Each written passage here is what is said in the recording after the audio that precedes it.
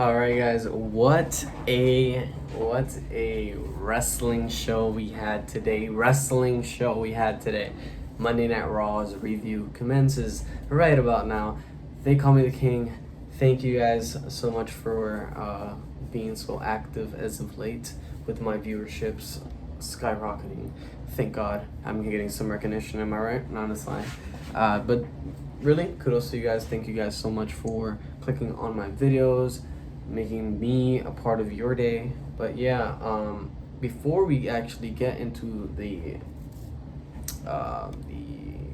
review, I would like to tell you guys that my schedule for having Assassin's Creed Valhalla streamed on Saturday and WWE 2K22 on Sunday was not like backed up or anything like that. I actually went live, but my Wi-Fi kept interrupting the live, and like it would end in like 10 minutes. So I'm getting my stuff situated with that first, and then I guess for now we'll commence that part next weekend.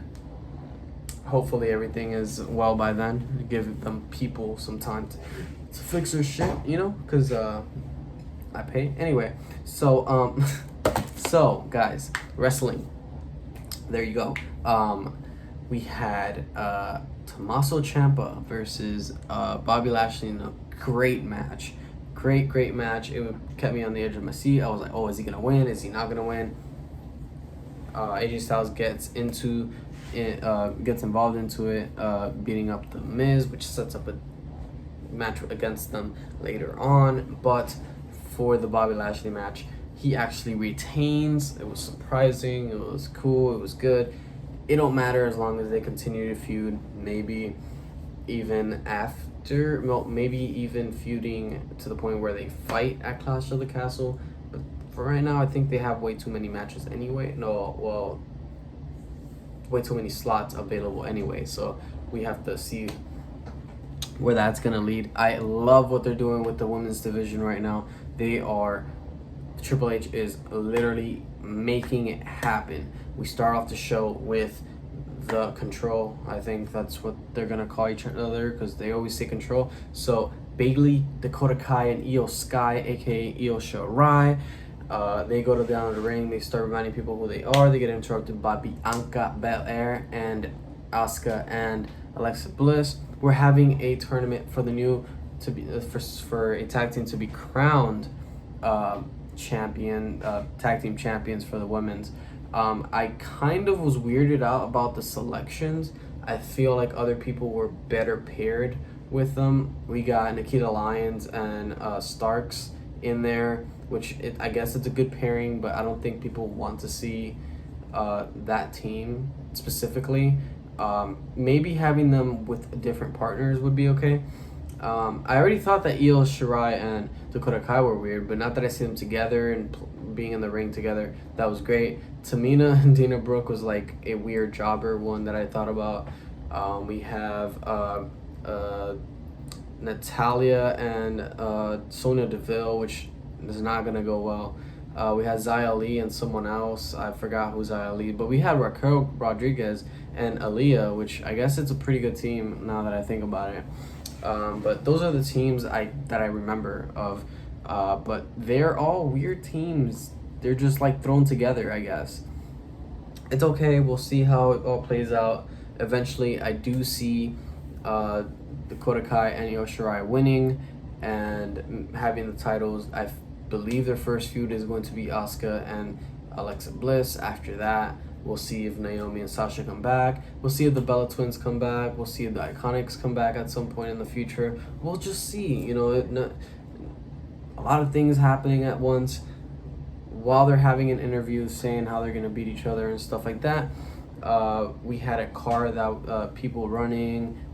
Kevin Owens returned, beat Ezekiel, went to the back. Somebody asked him a question. We had a car on fire so like these little hints throughout the show, which somebody ends up coming out at the end of the show, which if you're not a NXT person, you wouldn't know who he is, but I'll talk about him later on. But we had Io Shirai and Dakota Kai versus Tamina and Dana Brooke. It was a good match. I'm glad that it didn't get it. As soon as I saw that match, I was like, yeah, they're gonna get squashed. But I appreciate that it went for as long as it did. I appreciate that it gave both teams a chance to show off themselves, and they showed off a lot of Dakota Kai and Io Shirai. Phenomenal teamwork with the combinations after the tag. Beautiful, beautiful thing. I literally thought last time that I was talking, I was like, hey, Asuka and Io Shirai should be a good team. Maybe it's something like they're from the same place, so maybe we have a connection like that. But I was lacking. Dakota Kai and Io Shirai is a great team after seeing them once. So shout outs to that.